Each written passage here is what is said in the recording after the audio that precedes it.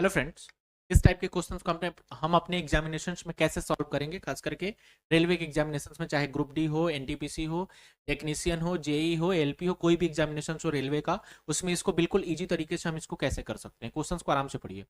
ब्याज का दर 20% वार्षिक है और ब्याज की गणना अर्धवार्षिक की जा रही है। तो अर्धवार्षिक मतलब साल में 2 बार। 20% एक साल का है तो 2 साल के लिए 10% हो जाएगा। समय हमें दिया है 3/2 वर्ष का, तो 3/2 का मतलब हो गया 18 महीना। 18 महीना मतलब 3 बार, तो 10% के हिसाब से 3 बार जा रहा है। तो 10 से 11, 10 से 11, 10 से 11, 11 का क्यूब 1331 हो जाएगा और ये 1000 हो जाएगा। हमें क्या दिया हुआ है? मूलधन दिया हुआ है, मतलब कि ये 4000 दिया है, मतलब इसका 4 गुना, ये भी इसका 4 गुना हो जाएगा। 4 4 या 12 के 2, 3 चौक 52, 1 53, 53 24, जो हमारा आंसर हो जाएगा ऑप्शन नंबर सी हो जाएगा। ठीक है, ऐसे ही नेक्स्ट क्वेश्चंस को देखेंगे। नेक्स्ट वाला क्वेश्चंस क्या कह रहा है? ये वाला क्वेश्चंस रेलवे और बैंक दोनों एग्जाम में पूछा गया है। कह रहा है कि निश्चित धनराशि 40% वार्षिक चक्रवृद्धि ब्याज की दर पर 2 वर्ष के लिए निवेशित की गई थी। 40% 2 वर्ष के लिए, तो 96 हो जाएगा। सक्सेसिव से देख लेंगे, 96%। फिर आगे क्या कह रहे हैं? यदि ब्याज की गणना अर्धवार्षिक चक्रवृद्धि आधार पर की गई होती, अगर अर्धवार्षिक पे की गई होती, मतलब कि 2 साल अर्धवार्षिक मतलब 4 बार, अर्धवार्षिक हो गया तो 40% है, तो 20% के हिसाब से 4 साल के लिए देख लेंगे।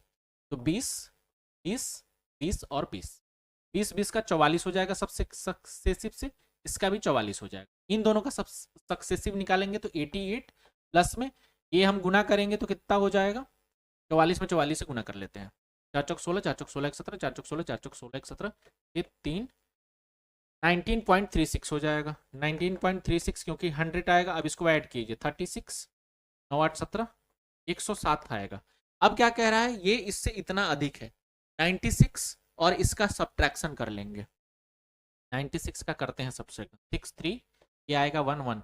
1136 की वैल्यू ये दे रखी है, 1136 की वैल्यू ये दे रखी है।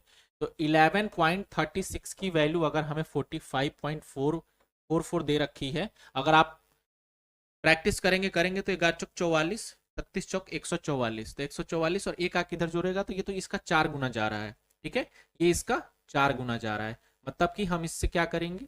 400 से मल्टीप्लाई कर देते हैं, क्योंकि इधर डेसिमल नहीं है। तो 400 से एक की वैल्यू 400 हमसे पूछा क्या गया है?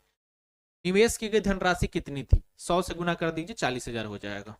100 से गुना कर दीजिएगा तो 40,000 हो जाएगा। ऑप्शन सी वाला इसका करेक्ट आंसर हो जाएगा। तो अगर आपको ट्रिक अच्छी लग रही है तो प्लीज हमारे चैनल को लाइक, सब्सक्राइब और शेयर जरूर कीजिए। धन्यवाद।